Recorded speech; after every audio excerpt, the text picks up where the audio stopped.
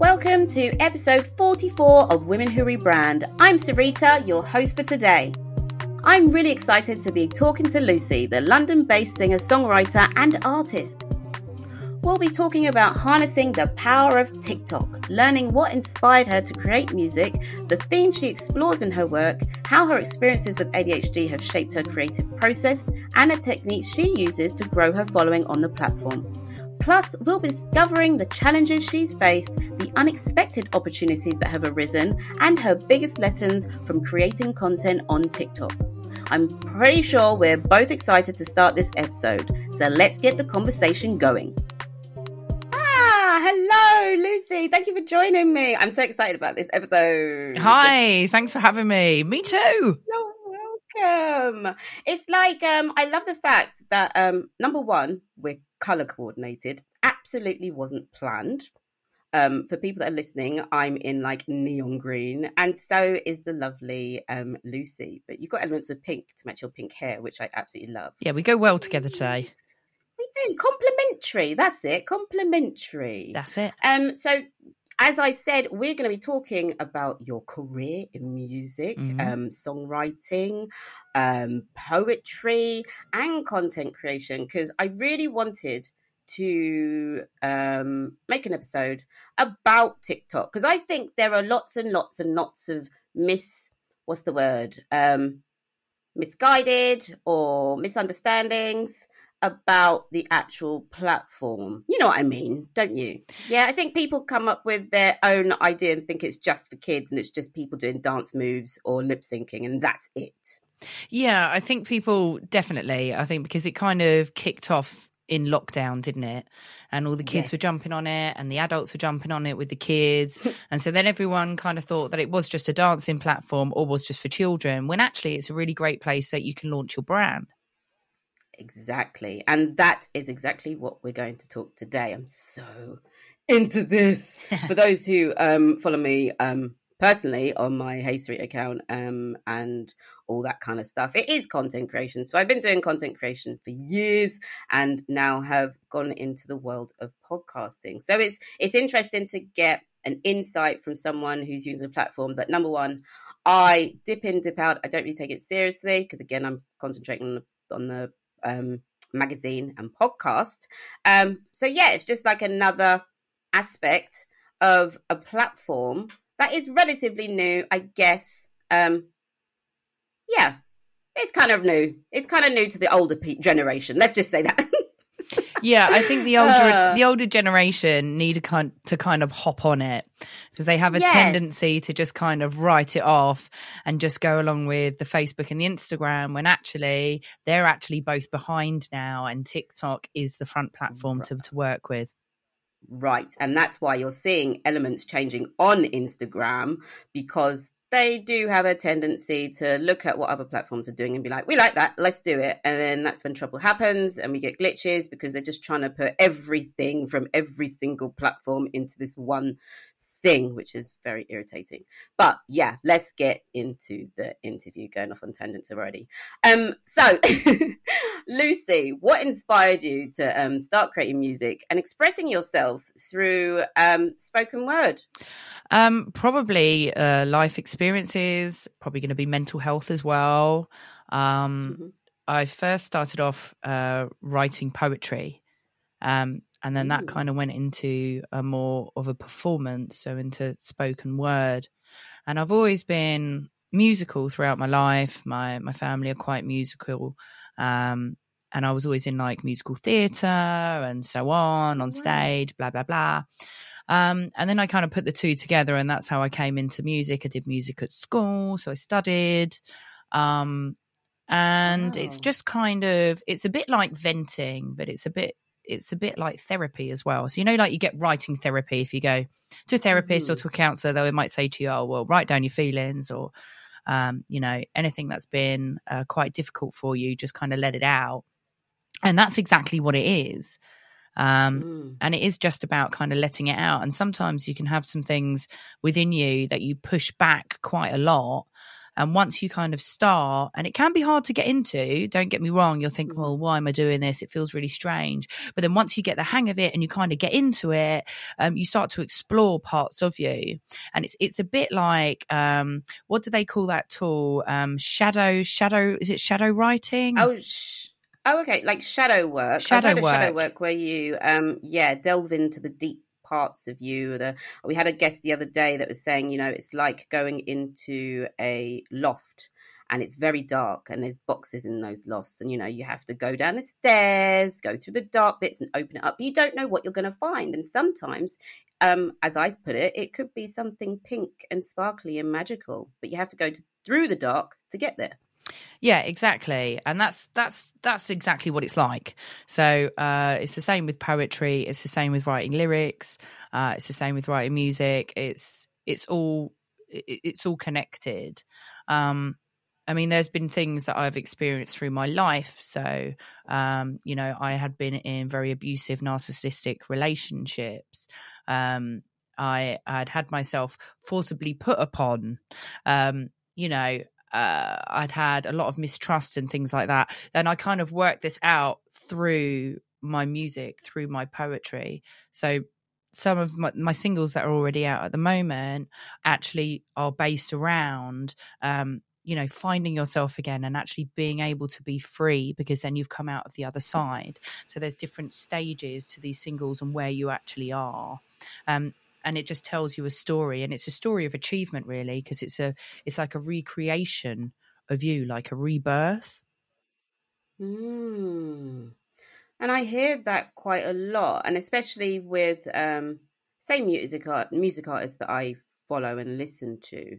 There's that kind of thing of when they're going through kind of a dark period in their life or an emotional period, because you'll hear it through their music. So one of my faves is like Mary J. Blige, and it's like a running joke that, when she's in a bad place, we're gonna get the best album. But I do feel like when you are feeling your most raw and you've just got all those emotions in you, I guess something like songwriting and writing it down is a good outlet to, release it and make something creative out of it. So you're turning it into something positive, I guess. Yeah, totally. And the other thing that people tend to forget about is that you're actually influencing or inspiring somebody else who might have been in the same situation, because they're relating with your experience, they're relating with your lyrics.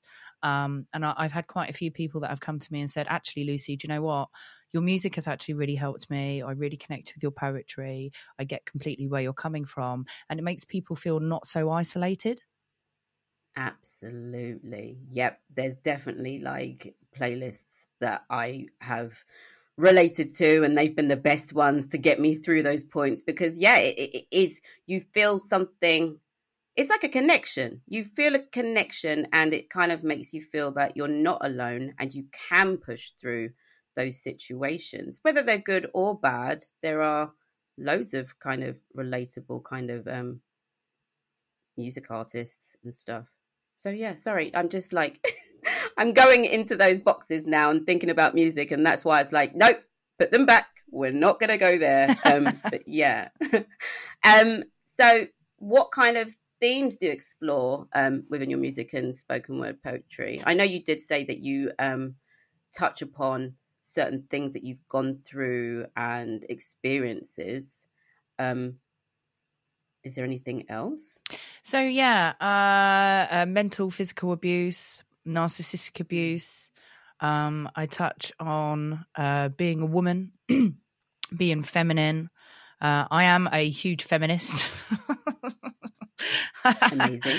I love it. So and about standing up for women and creating awareness that women have been pushed back for many years, and we're still trying to fight for many things at the moment, safety being one of them, equal pay being another one.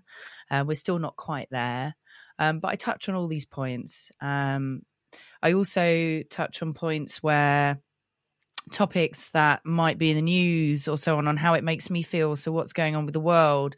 I mean, the world does weigh heavy on my shoulders. So if there's any war that's going on in the world, or, it does affect everybody. And I will try to shed a light on it, just to try and create a bit more awareness on it. So it can be anything, but if it affects me and I feel like there's a wrongdoing, there's something that needs to be spoken about, if something needs a bit more attention put on it, then that's something that I'll pick up and I'll be creative with it. Amazing. And your creativity doesn't just stop there, obviously, because as we said, you are a creative person. You're on TikTok and Instagram creating content. I did realize when I was going through not spying, but doing some research on your TikTok that you do discuss the fact that you've got ADHD as well. So have your experiences with having ADHD shaped your kind of creative process and the stories that you tell in your music? Well, yeah, I mean, with ADHD, I'm either here, there, or everywhere. Most of the time, I'm everywhere, here, there, and all at the same time. So, but I will look at the world in a very completely different way, on a very wide spectrum. I can usually get something done quite quickly. Sometimes maybe not at all, depending on what kind of day it is for the ADHD. But ideas flow quite a lot. My brain never stops. I would probably say that turning off to it is probably harder than turning on to it. Okay, I feel you there. Yes. So it's more like the ideas are constantly flowing, but how do you rest? When do you switch off? Do you switch off?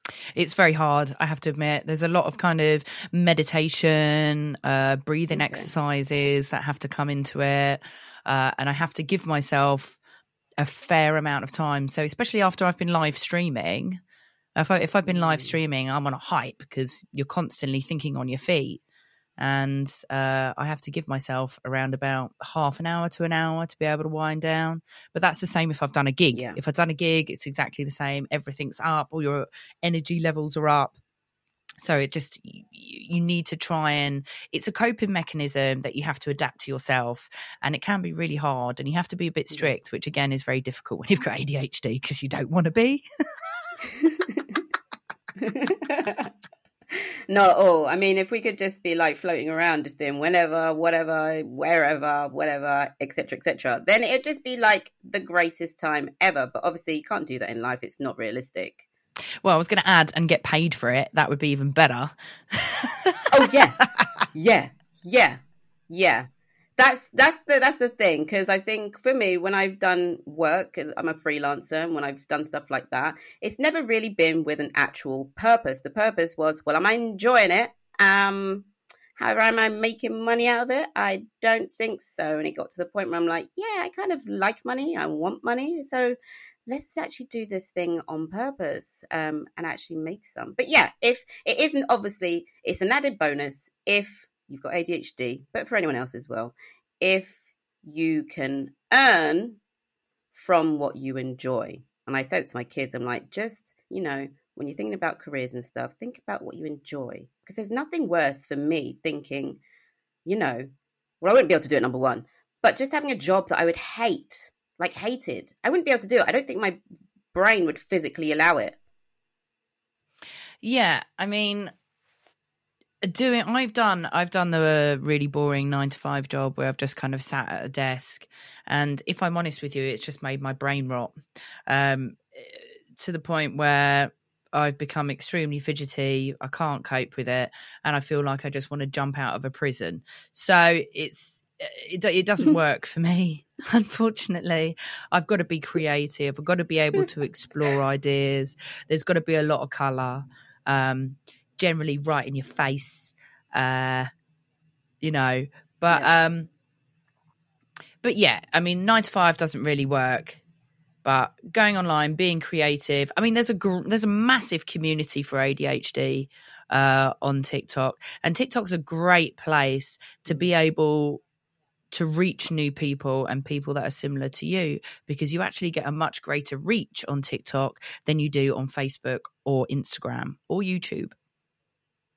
And that's obviously if you're doing it right, because I know that there's people that are amazing on Instagram and have tried to crack the TikTok code by just regurgitating the same content they do on there and putting it on there, and then it flops. Doesn't work. So I think people need to realize it is a completely different platform. And again, that's why we've got you here today.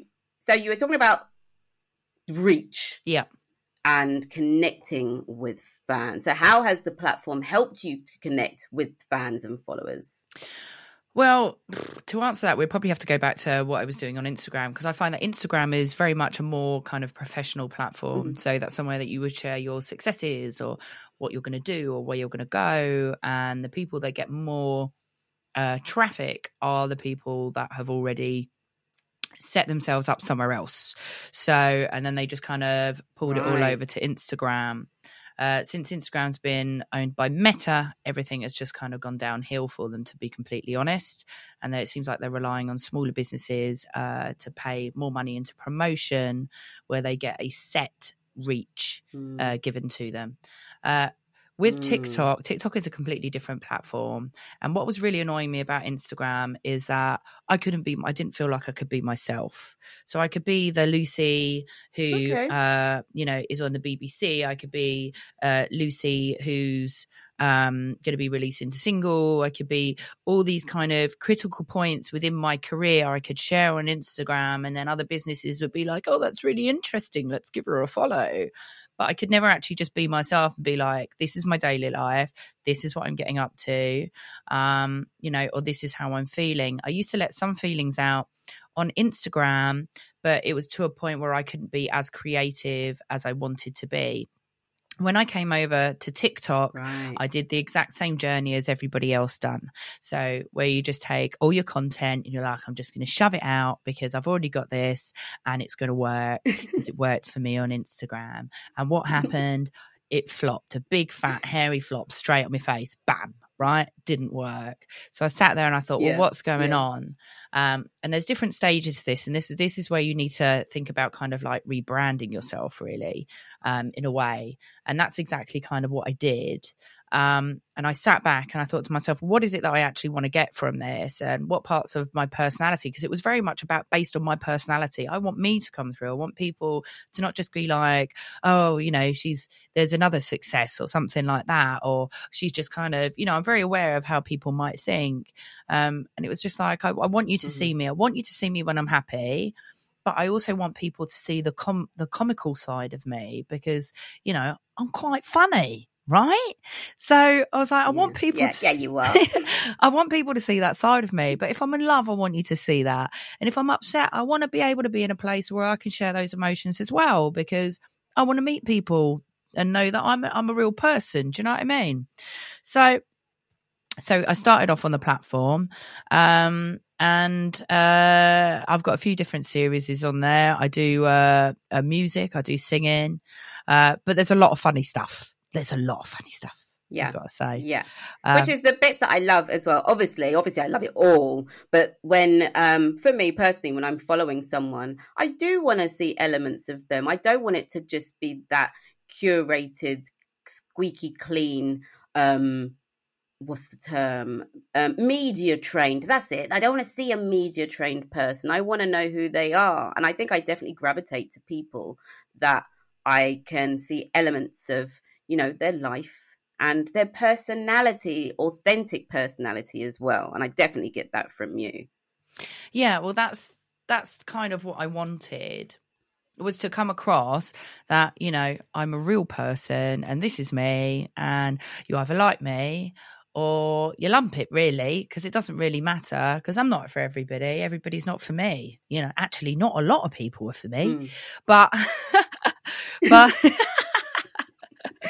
but it's about finding the people that do gravitate towards you and being my authentic self and growing organically. And that's what I started to do. And so I started kind of documenting various things that were going random stuff, because sometimes I get really random things that just kind of occur, and I'll kind of wake up and be like, oh, this is what we're doing today. All right then, you know, and situations will come my way. So I just started kind of documenting these bits and bobs. And in between there, then having, you know, the bits that I actually want to work on with my career, which is my singing, my music, and my poetry, and what I want to be known for career-wise. But what people need to understand is that when you are going to build an account, there are certain, they say stick to a niche, okay? Yeah, sort of. Yeah. You can. Yeah, I've heard that. Yeah, you can stick to a niche, but I can tell you that my niche is all over the place, right? I mean, there is generally music, yes, okay, right. But there is comedy. I also do card readings, yeah. So, yeah, it's lots of random stuff. There'll be impressions that'll be going on. There's lots of different bits and bobs that are involved in it.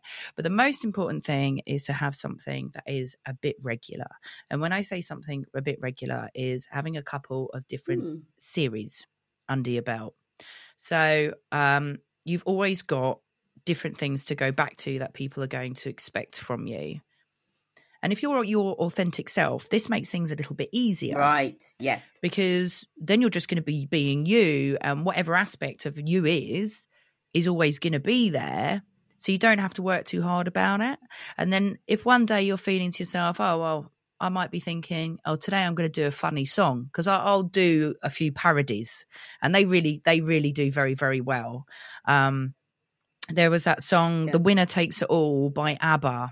Yeah. So somebody had covered that, and it had become a trending sound on TikTok. And I was laying on my bed in my dressing gown first thing in the morning. Morning's always a good place for thinking. For some reason, I don't know why, but it's just like my brain just goes, ADHD, overload, and then boof, off we go. Do you know what I mean? Superhero, brr, brr, brr, brr, and off we go. And I was laying there, and I was listening to it. And at the time, I was still trying to understand kind of trends and what was going on. And I heard this song, and I was just like, hang on a minute, I can do something with that, but I can incorporate my mental health, my feelings, and being with somebody who is narcissistic. So instead of it being called The Winner Takes It All, I called it The Narcissist Will Fall. It's quite funny. Yeah. And it was just about my ex is watching my TikTok, my Instagram, he's watching my social medias. So this is for you, you know, and it starts off saying, I don't want to talk. And it comes up and it says, you're blocked. Bad all the things you've been through. Right? It's not hurting me. And all like this. And I put that up. Yeah. And it's had over 2.1 million views on this one video. Oh, amazing. Yes, absolutely. Just went viral, just went crazy. And from that alone, then my phone was non-stop, and I didn't realise how good that was going to go. And I showed it to a friend, because I was like, do I put this up? I don't know. I mean, I'm being a bit close to the mark. Is it going to be funny? And they were like, just roll with it. And this is the thing. You have to just roll with something. You have to have a bit of confidence when you're doing content, because if something doesn't work, you can remove it, okay? It can go. It doesn't have to stay there. And lots of working out what your brand is, working out what people like, working out what's going to catch people's attention, what your hook's going to be, is going to be trial and error. So you just have to give it a go. And you don't know these people. Eventually you may do. They may become regulars for you, but you've got to try it. And there's loads of things that I'll take down. There's things that I'll leave up. If I really like something, and not a lot of people, other people did, but I like it, I'll still leave it up. I don't care. Got to that point, I don't care. But yeah, that went viral. So then I did it again with Miley Cyrus's Flowers. You know that, I can buy my own flowers. Yeah. So, but I actually, this is a bit to the mark. I did it about masturbation. What did you do, Lu.Ci? Oh, okay. So again, it was, my ex is still watching my TikTok. So this is for you. So I changed the lyrics. I'm going to leave the lyrics for if anybody wants to go there. But again, that did quite well. And the thing is that what I didn't realize at the time is it actually gave people a voice to be able to kind of be like, well, actually, people are watching my social media when I don't want them to. So I'm going to use this sound. And it's giving a voice to other people, which was really weird to begin with, because then I'm watching people using my voice coming out of their face, which is bizarre. Yeah. Well, that bizarre. Must be so weird. Really weird. Really weird. But then you kind of get used to it after a bit, but you're like, what's going on? But yeah, so you have different niches. So that's one. So I have my parodies, and then I've got a very grumpy neighbour next door who's not very nice to everybody else on the street. Who creates a lot of chaos. So I document everything that happens with him. And it started by him driving over my garden and moving my plant pots. And one of my neighbours got him on camera. Yeah. So then that's another series there. So there's, and if I do one of the neighbour, if I do one of the singing or whatever, people are like, absolutely love it. And there's other bits that I'll do in between, which will be my daily life or me getting ready or whatever else, or how to overcome things. Or I might be talking, but at the same time, I'm talking to kids and I'm telling them the best things that they could do throughout, growing up and what to expect when you become an adult. And as I'm talking to them, I'm also teaching them how to make a cup of tea. Very simple. But effective. But effective, yeah. That's it. Is that relatability though as well? Mm-hmm. I love that. So in terms of content creation, there's so many people that kind of ask me questions about it, and I have just been honest. I'm like, what you said in terms of trial and error,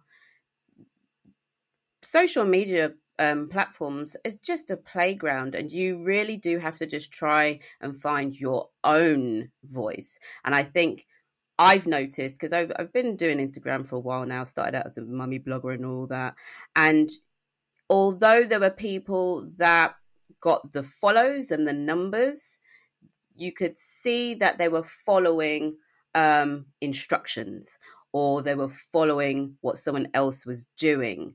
And then you can't do that forever. It's not realistic. So I think the people that have carved out, their own voice, and they've been honest and true and authentic, those are the ones that are still out today. So I do love it when, I speak to people and I'm like, yeah, I put out what I want to put out. I enjoy it. If, like you said, if it doesn't do very well, but I love it, it's still going to be there. But there, like you said, you can remove things if it doesn't work. And I think with TikTok, there's still time to do that kind of trial and error. Like for me, I haven't actually focused on the Women Who Rebrand or WWR magazine TikTok account yet, because I'm like, do you know what? I'm still in that kind of research stage. I want to see what's going on there. I want to see what others are doing. But in the same time, I haven't figured out what the voice is going to be, because I don't just want to regurgitate what's on other platforms, because I don't see the point of doing that. Yeah, definitely. 100%. Does that make sense? Yeah. I mean, the good thing to do, where you're saying that you're still in that kind of research process, it's always good to go and have a look at what other people are doing or what you like. Yeah. Or somebody that inspires you. And I analyze all the time. I am always researching. I never stop. And I'll say, what is it that's pulled these people in? What pulled me in? What was it? At what point did I click the like button? At what point was it that I wanted to write a comment? What was it that grabbed me? And you have to kind of look at those elements. And there's always a hook. Although you don't realize it as a watcher, there is always a hook. So it might be that somebody does the same thing every single time. There might be that they use the same prop every time that just keeps coming up or whatever. And then that comes like a regular thing. So when they pull it out, there's one guy and he pulls out a flute every once in a while. And it's the funniest thing you've ever seen in your life, because I find flutes really funny. flutes and trumpets. I tell you, if I had to be in a big hall and someone was playing a bit of a flute or a trumpet or something, I'd be in hysterics. I'd be like a child. I couldn't handle it, right? But every once in a while, you see him on screen, and then he'll start talking about something, and all of a sudden his arms come in from the right, and there's this flute, and he just starts playing this flute, and it does me in, you know. Right. But when I see it, I'm like, oh, it's great. He's got his flute out, brilliant. Yeah. And it's that kind of thing. There's a lot of people that, have their pets on there and stuff like that as well. And there's people who maybe have disabilities or are establishing their own gender or their sexuality or, many different journeys, I guess. And it's important just to, as well as looking for what works with other people, the thing is that may not necessarily work for you. So you've got to look at, what am I going to enjoy? Right. What do I really want to do? And practice makes perfect. You've just got to go for it. But also, your final result may not be perfect to you, but it'll be perfect for other people. Because I also find that when you're making TikTok videos, there are some that I will spend hours on. I could create the music myself, and then I'll get a friend down and I'll get them recording me. So I've got a camera person.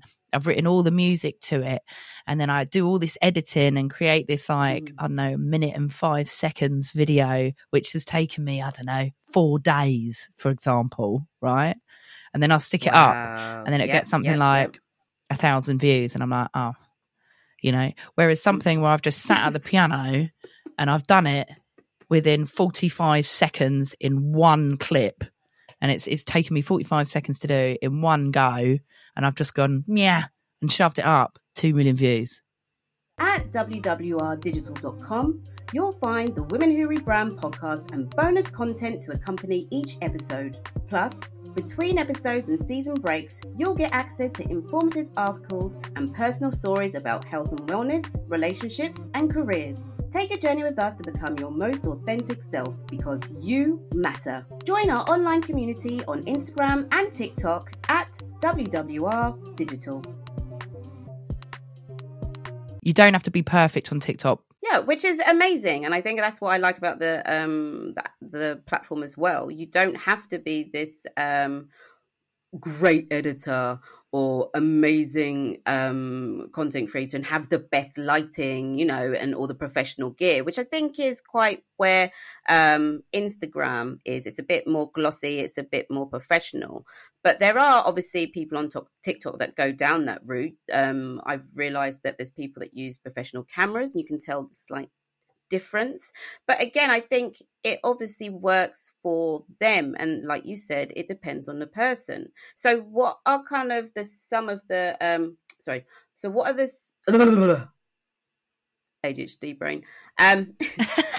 What are some of the key elements that you focus on when creating content for TikTok? Okay, well, again, that depends. So sometimes I will... Yeah, because you've got your different series. I've got my different series, but it also depends on what I'm doing. So if it's during the day, I may not necessarily be using a ring light. If I'm out and about, then I'm out and about. And that's just how it is. Darling, you're going to see me where I am in whatever situation I'm in, sweetheart, and you're just going to have to accept it, But lighting does come into it. So if I was to be giving some tips out, is never record to a window, your back to the window and the camera facing the window, because the lighting's just going to be awful. You're never going to see your face. I would probably say, record off the app and then pop on the app, although sometimes you don't do it. You do record directly onto it. I mean, you can always use a TikTok downloader or an Instagram downloader to be able to get your video to pop onto somewhere else. But it's important to look at that. Look at your backgrounds. For God's sake, people, look at your backgrounds, right? Is that something that gets on your nerves? Oh my God. It's great. And I wind up when I'm going on a live, and I go live with quite a few different people every night on TikTok. Yep. And when they jump off, and they might jump off to go and get themselves a drink, and I'm still sitting on the screen, and I'll go, and here we have Harry in his normal environment. and I'll be looking around and it'll be like, as you can see, he hasn't cleaned his kitchen side for about a week. I wonder if he's had any fresh air in the last month. It's that kind of thing. And you're like, so just have a look, be yourself by all means. I'm not saying that everything's got to be clean and tidy and whatnot, but do watch what you got on your backgrounds. So I've seen women where they've got things that they shouldn't have on display in the nicest possible way on their shelves. Ooh. And you're like, why have you got that there anyway? Bizarre. But yeah, so check your backgrounds, check your surroundings. But sometimes in saying that, sometimes when faux pas happen, they can actually go to your advantage. Absolutely. And another big tip I would probably say is you need to be aware that if you are going to be doing social media, you need to be aware that there are going to be people out there that are going to try and bring you down. So there are going to be trolls. And TikTok is full of them. Facebook's also really bad at it. Instagram, not so much. But I do find TikTok and Facebook is more older people, believe it or not. If I do a promotion on Facebook, and it gets a little bit further reach because I find that you've always got to pay with Facebook, Meta. It's going to be the older generation that are actually really quite evil in some things that they say. Wow. Whereas in TikTok, it's the younger generation who just don't really understand, or somebody who's just got a bit of a chip on their shoulder. But I mean, you can with kids, you can educate. You can educate and you can show them and you can direct them in the right route. There's ways of going around it. But you also need to be aware that if you do get any negative comments, don't worry about it, because actually they're helping out with your algorithm. No comment's a bad comment. I have heard that. Yeah, I leave them on. So yeah. So leave them on. Do you ever engage with them, or do you just allow your audience to? Well, that depends. Depends how much it annoys me. Or how much I want to be, probably how much I want to teach them a lesson, to be honest. Because obviously you can respond by video to a comment. So I have done in the past. I've responded to a comment, and even if they delete their comment, the video still remains with their handle, and people can see what they've written, and and they can go and check them out, because it's a two-way thing, and I don't think people understand it. And there was one gentleman, and I recorded some content. It was about daily life, and something was going on. I can't remember, some kind of a situation. I was all a bit panicky about it, and then I was all like up and I was down and I was all over the place. And this guy actually put, it's ADHD Debbie, right? With laughy faces, right? And the funny thing about it is I've got ADHD. So I replied to him and I said, we're calling him Simon. His name wasn't Simon, but I can't remember because it's not that important. So I just said, hi, Simon. I said, your comment's quite funny, actually. Thanks for kind of stopping by and commenting. Appreciate it. Hope you're having a great day. By the way, I've actually got ADHD. So well spotted, but thank you for putting a bit of attention on it. Have a great day. And he came back and he said, I'm so sorry. Oh, he did. Yeah. He said, I'm so sorry. I'm actually on the spectrum myself. Funnily enough. And he said, but I didn't think you'd see my comment. And I put, you can see everything on social media. Just because some people choose to ignore you doesn't mean that they're not seeing it and you're not offending somebody. So think twice about things, because that's where it comes into mental health as well, and people don't see the other side of it and so on. But as I said, if they're younger, we've got more of an opportunity to kind of spread a bit of awareness with them and educate them. If they're older, that's learnt behaviour, and there's only one person that can sort that out, and that's them themselves. Yeah. So besides trolls and these kind of negative type of people, have you faced any other challenges while creating content on TikTok?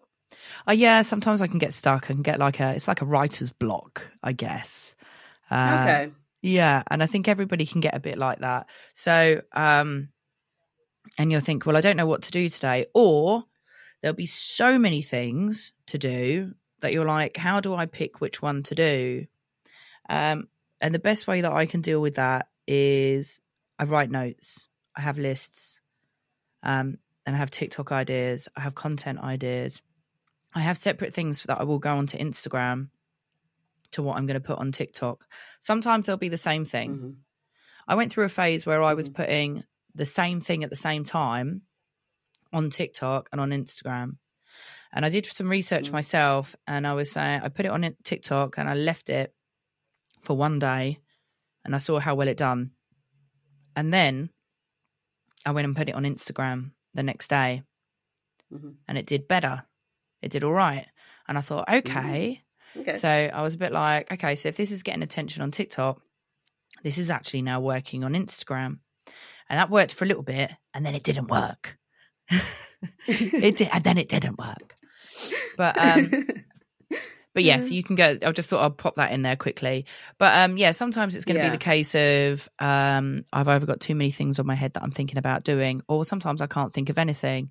The best thing to do is write a list, stick it in your phone under a heading, and then you can just go back to it. So I actually wrote something about 3 months ago. Completely forgot about it. But I put, as you do. Yeah. And I put TikTok idea at the top, and I just left it in the heading, and then I just turned my phone, forgot about it. And the other day I was like, I've got to do something, and I don't know what to do. And I thought, you know what, I'm just going to go back to my notes. So I went back to my notes. And do you know that song, My Old Man's a Dustman? My old man's a dustman, he wears a dustman's hat. Yeah. Right. Yep, I'm doing the dance. Yeah. Yep. So I rewrote the song as a parody as I'm a manic depressive with voices in my head. Right? They can be quite intrusive. I've got dark humour. Yeah, they can be quite intrusive, and I can't get out of bed. So then I put that, and I was just like, oh, right, okay, so I'm going to do that. And that's my coping mechanism for doing that. I mean, there's always going to be that part of you that's going to be like, if something doesn't work, you're a bit bummed because you're like, I spent a lot of time on that. I actually really enjoy it. But then if you really enjoy it, leave it up. Who cares? Because you've also got to train your audience. You've also got to train your audience in what they're going to be expecting to see. Because when people follow you, they are trialing you out. You are on a trial with them. They are trialing you to see, to see if they're going to like your future stuff or what's going to happen. So, and at the same time, you're trialing them. So it's a two-way relationship. But a series has always got to start off somewhere. A trend has always got to start off somewhere. So the first one may not have done so well, but how can you do it? Now, I've been watching some real big TikTokers, and they've been talking about the same kind of thing. And what they've done is they might have uploaded the same video 7 times. Yeah. Wow. So what, they've done the same video, deleted it, and then done it again? Yeah, in a slightly different way to see what was going to work. Yeah, because in reality, you probably only need about 24 hours to see if something's going to work for you or if it's not. And then as you start to grow, as the algorithm starts to understand you, as people start to watch you and expect, and they're being trained to expect what to expect from you, they're getting used to you. So if it doesn't work first time, just go back and do it again. And then I think they were saying the first video only got something like 500 views. And then in the end, the last one had something like 14 million because they got it right. And they just took the same idea. Yeah. They did it again. They went back to drawing board, said, well, how can we make this better? I know this is going to work. I really want to do it. So let's go with it. And there's that trial and error thing again. So there is room to play, and there is room to grow on the app as well, which I absolutely love, because as you said, you can delete things, you can start over. But what I love about watching creators on TikTok, like you said, there's different styles. So there's some people that do the exact same joke, but they've just done it in a way that just works. There's a guy that I love. I can't remember his name, but he uses the Dora Explorer tune, Backpack. Is it Dora Explorer? Backpack. Yeah. Mm-hmm. But the way he's worked it is he's a character that steals things. So he's putting things in his backpack and just the same music every time. Sometimes you will get slightly different music from Dora and he does something different. But I think that kind of works to kind of keep the audience interested. You're kind of like pulling them back in, because I think with some people, like I followed people that have done the same thing over and over again, and I just got a bit bored because they didn't kind of experiment that kind of thing. So there's definitely ways to just keep things interesting if you are doing the same thing over and over again, or like you said, it's a lot easier for you because you have got different elements of what you like in your series, and it's not just sticking to one thing. So I guess it's just I like the fact it's the fine tuning of it all, and you can just take the time to find your creative voice on the app. Yeah, I mean, it's fun though. It's fun. You've got to have fun with it because people are going to vibe off your mood.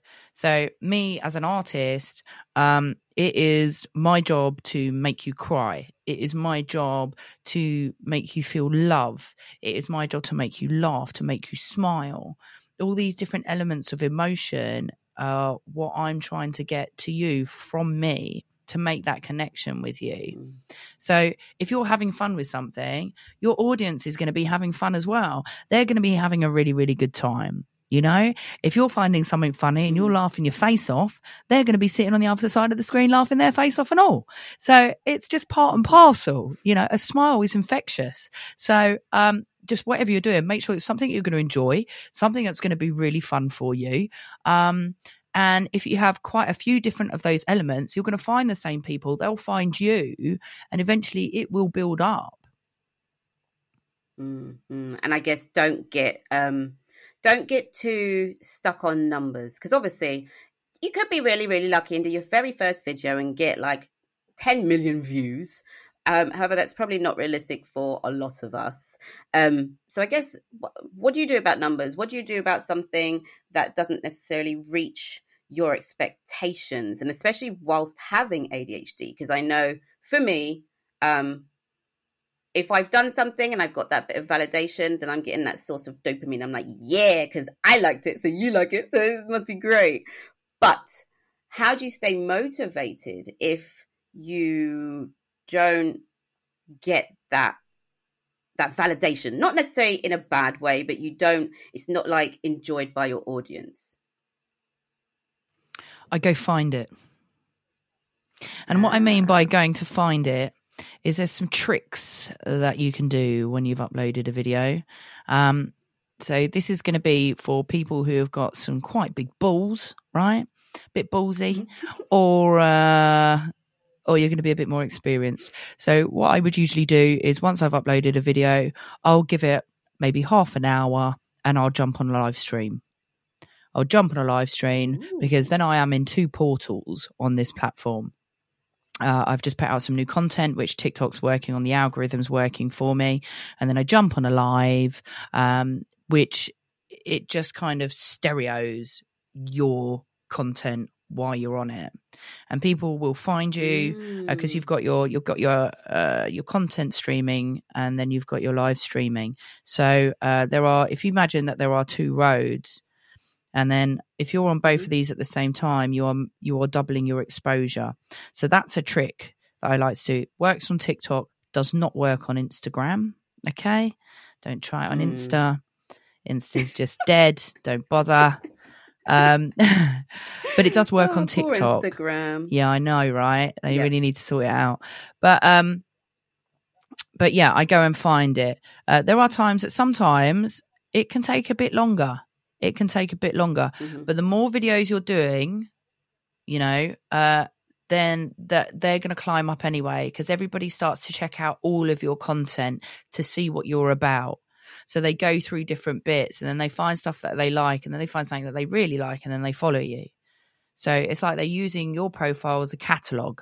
Yeah.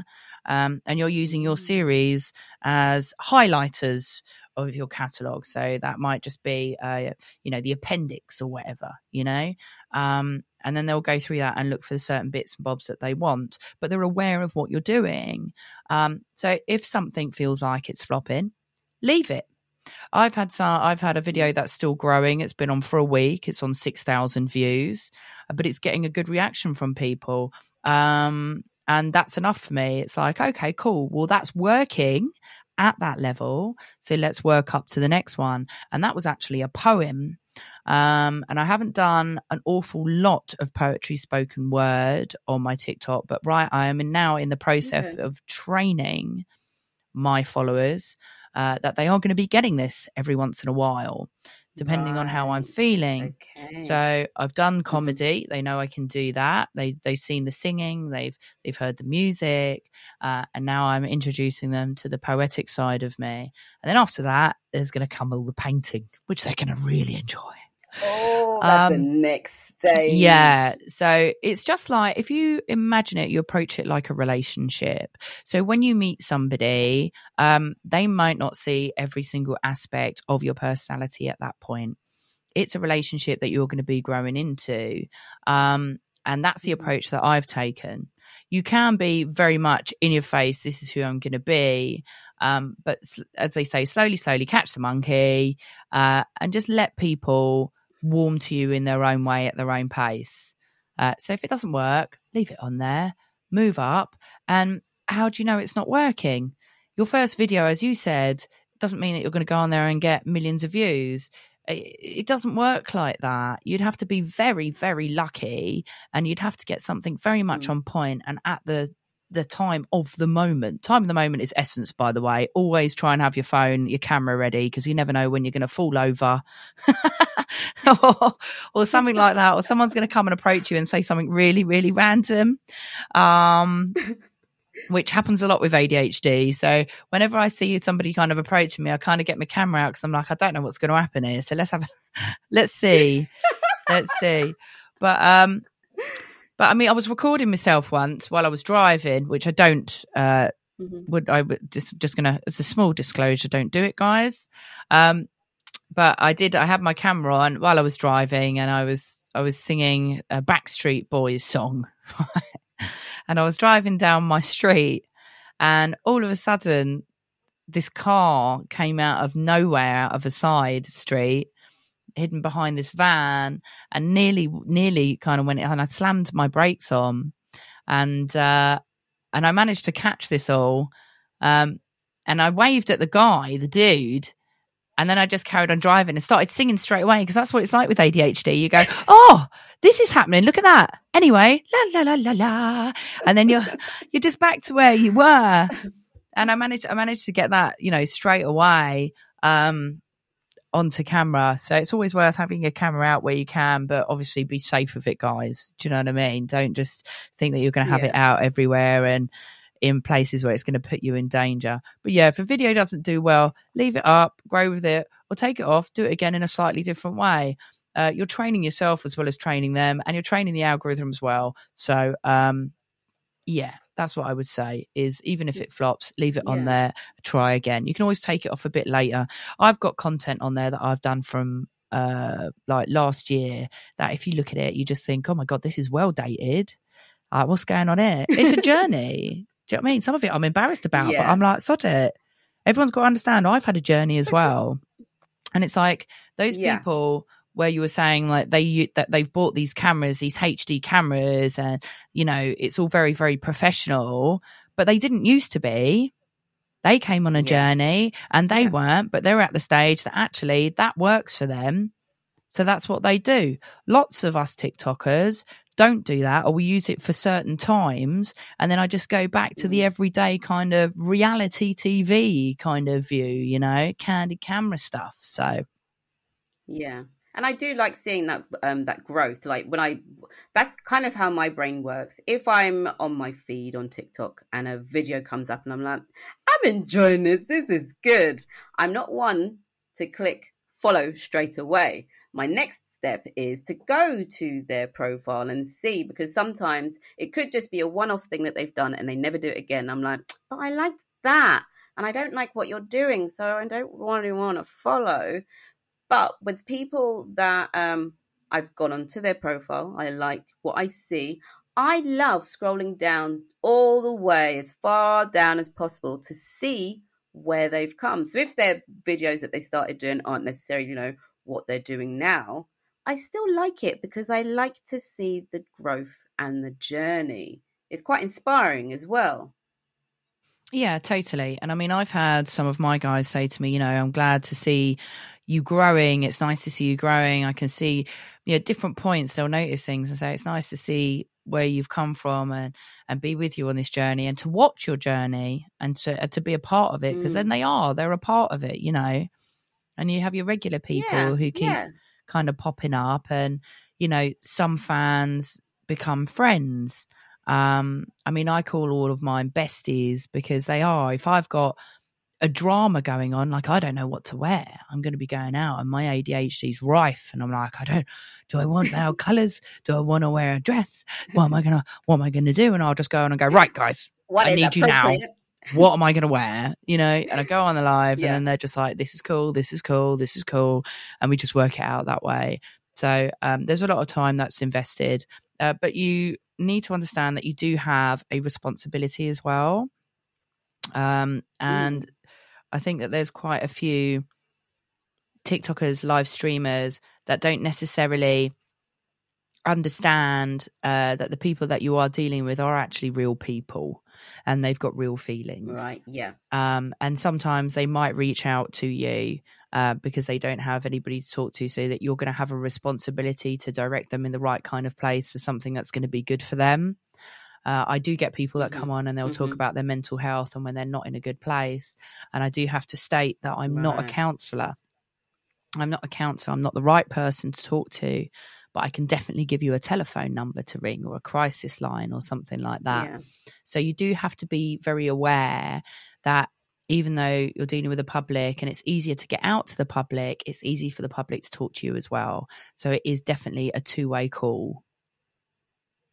And that is really important, and also to have like boundaries, because when you do build up followers and stuff like that, they're people that come into your DMs and what have you, but I think some people have that kind of expectation that you are available because you are sharing things, so they automatically think that they're a part of your world. So you do have to put in boundaries, but I love the fact that you did say there is this responsibility to direct them in the right place, because you're not a trained professional, and you don't know who you're dealing with at the end of the DM, to be honest.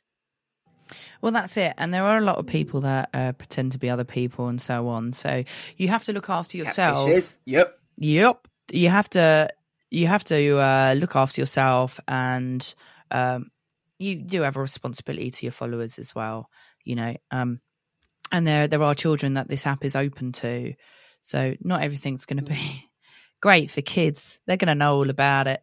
I mean, some stuff I've shared that might be slightly to the line with some of my language. Do you know what I mean? But you're not saying, hey kids, follow me. We know, come on, you're not a 12-year-old on the app, so why is a 12-year-old following you? Yeah. That's it. I mean, I don't allow kids in my live streams, so. Oh, can you actually do settings with that then? Yeah, you can do it. So it's over 18s only. So I don't allow kids to come in my live streams. Just because I'm going to be with adults, and at times we're going to talk about adult stuff. It's going to happen. And I also I can't control what other people are going to do. So it's better that I just don't allow them there.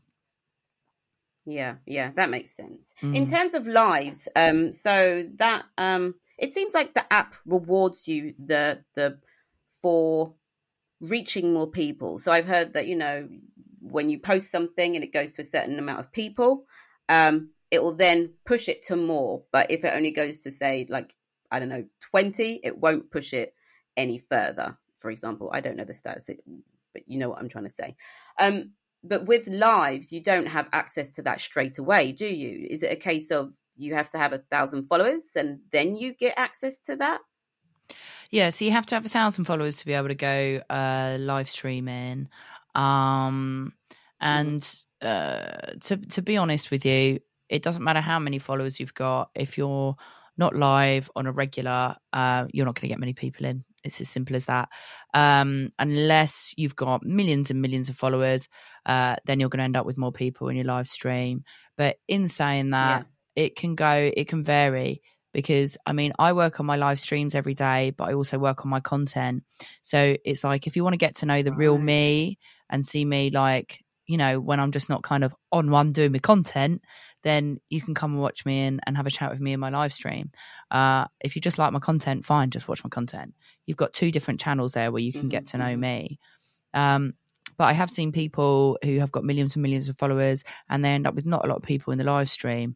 And that's just the way that it is. It depends on what people are doing, or what you've got to offer as well. So if you've got something to offer to somebody, you'll have more people in the room. So if you're doing kind of whether it be spiritual readings, so doing pranks on other TikTokers, or, you know, any kind of comedy or stuff like that, it's entertainment versus kind of advice and that kind of thing.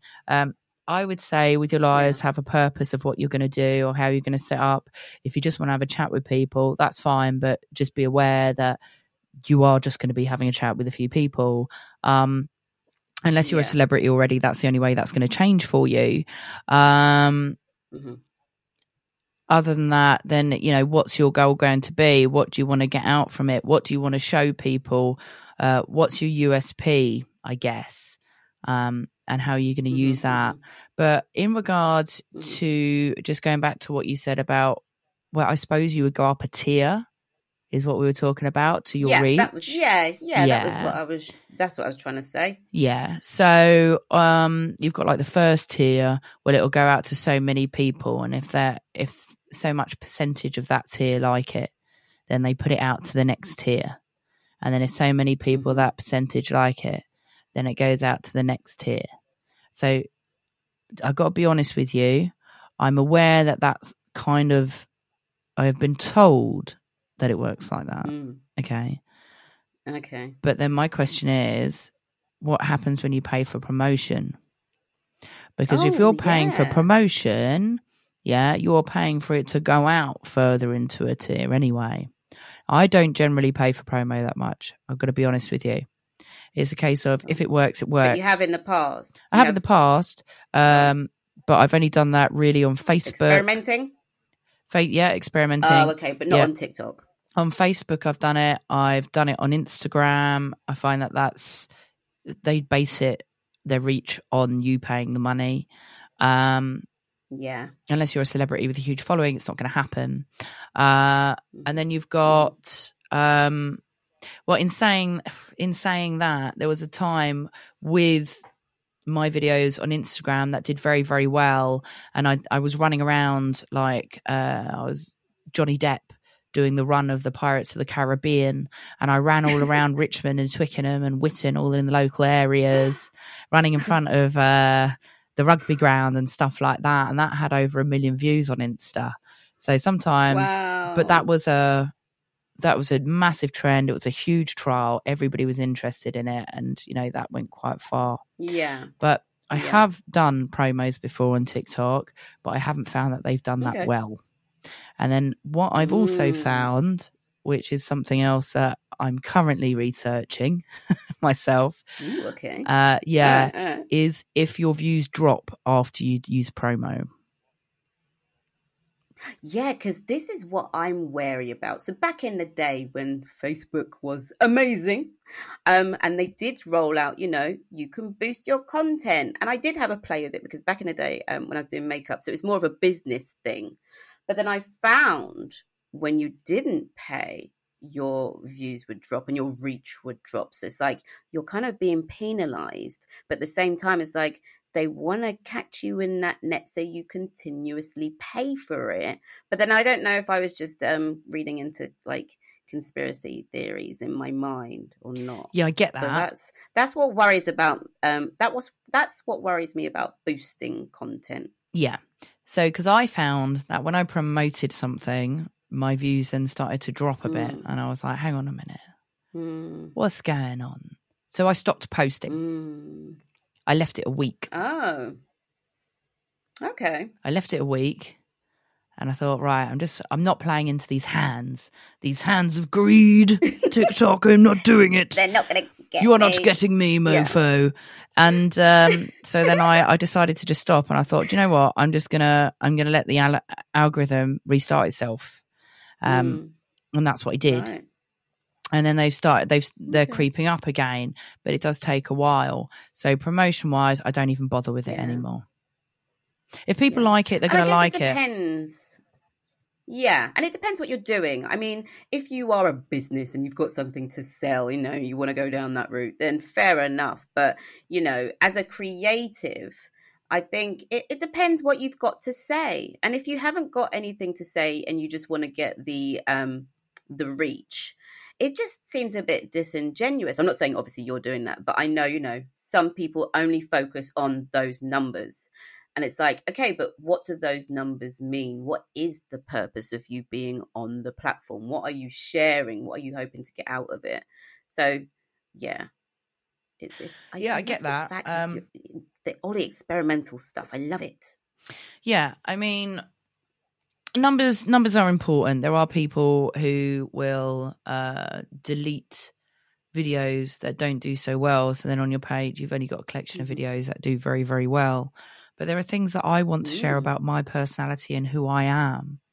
And I'm very much of love me, love every part of me. Love me, love my darkness, love my light, love my darkness. And it may not be your preferred side of me. I get that, but it is a side of me.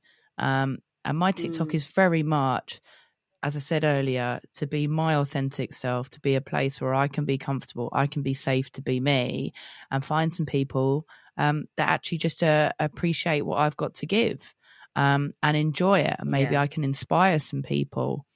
But it's just fun. It's fun. I just have a lot of laughs on it. I've got to be honest. I just have a lot of laughs on it, and I'm a bit silly. I'm just a big kid, really. And I'm sure that makes it easier. If you're enjoying it, then you're going to want to do it. If you absolutely hate all this stuff, then there's 0 point of getting invested. Absolutely none. Are there ways of generating income using TikTok? Because I know, I think Instagram are rolling that out or thinking about it for content creators. So I was like, did they steal that idea from TikTok? Yes, they did. Yes, they did, 100%. So, yes, you can generate an income on TikTok. There's many ways of doing it. The obvious one is the TikTok shop, which is the same as like Instagram shop or Facebook or whatever. Okay, so you actually you would sell products through that shop. Yeah, you can sell it through there. Obviously, a bit like Etsy or whatever, they're going to take a percentage, and then you can sell your bits and bobs on there, and it makes it nice and easy for your followers to go and have a look at it. You can also, when you get to a certain point with your following, you can actually connect with brands, and you can collaborate, or they'll pay you to do some videos for them. So I've done some with Most Wanted, wine, an alcoholic company, which are great fun. Lovely, love it. We've mentioned them on the podcast before, so yeah, they're friends of ours. Yeah, there's an earplugs company that I work with as well, because I'm in a band and I've got my noisy neighbour, so that works quite well. And there's other ones that will come forward, food and so on and so forth, and they can make you an offer. To pay you to do a video or give you some stuff or whatever, stuff like that. So that's another way that you can work with it. So it's like brand commission, I guess. Right. The other way is if you get a certain amount of views on your video, you will get paid on those views. But I am going to say to people now, bearing in mind, one of my videos, just for example, it had 2.1 million views. So you're obviously rolling in it then. Yeah. No. So for that video, I got £75. So you need every single one of your videos that you put out on the daily, to be getting those views, and then you get paid that. So you could be putting out 2-3 videos a day if your account's big enough. But you'd need them all to be doing very, very well. Some videos I get £6 on, others I might get 35p. I mean, it's all very up in the air. Where you make a bit more money is going to be like your live streaming. People can gift you on your videos as well, so they can send you a video gift if they really want to. And I guess it's a bit like a donation, where or like they'll buy you a coffee, or like send you some flowers or something like that. And that happens on your live stream as well. And you can also kind of battle people, and you do earn from that as well. Because people will tap the screen, or they can send you gifts, and that's where it's like your army against their army or something like that. And it's actually just a bit of fun. Yeah, it's actually just a bit of fun. It's not really about kind of, give me your money. There are people who are like that, and I think that is completely the wrong way to go about it. But if people, I mean, for example, I am saving for my next single at the moment. And what people don't understand is that music is very, very expensive. The whole process, yes, it is. The whole recording studios, the musicians, the videos, then you've got the marketing, playlists. There's lots of things that come into it.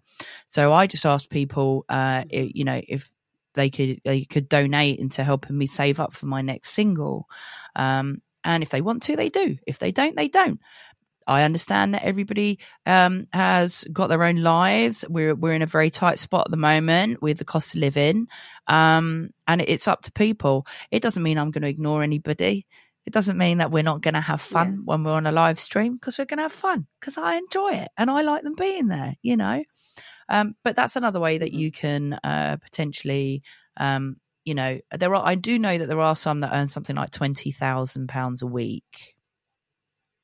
Wow. Yeah. Wow.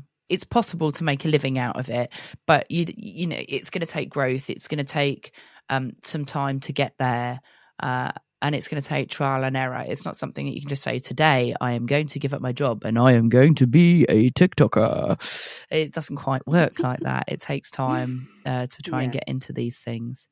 So you just got to find out what works for you. And I guess it takes time and effort in real life to create the content and to think of these ideas. So it's not really something that you can just be like, well, I'll just do a 10-second video and then it's going to go viral. I'm going to make £20,000 a day. You never know when something's going to go viral. There must be some element of effort, right? Yeah. I mean, true. You never know. True. You never know. You can't just say, this is going to go viral, this is going to do really well. Because some stuff I've spent hours on and I'm like, this is going to work, this is going to do it. And then it's flopped right in my face, and something I've done that's taken me 10 seconds, it's 15 seconds long, whatever. I've popped it on, and then it's literally just gone all the way out there all around the world. So you can never know. But if you don't try, then you're never going to find out. Yeah. Well, I love the fact that you've actually you've got your community on this amazing app, and it's obviously working for you, and they're helping you on your journey and to grow and to produce the music that you want to produce. So that is amazing. So it sounds like this platform is the best platform for you in terms of building meaningful connections. 100%. I mean, meaningful connections, definitely. I've met my people. It's a much more kind of creative kind of platform and comedic platform. It's a lot of fun. And it's where, again, I'm going to say the difference between Instagram and TikTok is that you can play music on TikTok. I can play music, I can sing. I am in the evenings, I'm either going to be singing and doing like a mini gig online, or I might be doing Radio Lu.Ci, and I can play stuff on there, and I can talk to people, and people can request, they're putting in comments, and I'm talking to them as we're going along, just like a radio station. Yeah. And on Instagram you can't do that. They don't allow you to do that. They'll close your live down. They don't allow you to play any music. at all, and it stops people from being creative. So you tend to meet people that you have all the same interests, or have all come over to this one spot. So meaningful connections, yeah, quite a lot of them. I've met some people who are really, really supportive of my projects, of my single, which is my baby. And you know, things are moving forward, and I couldn't have got to the stage that I'm at now without them. And I'm very, very thankful, and I love every single one of them.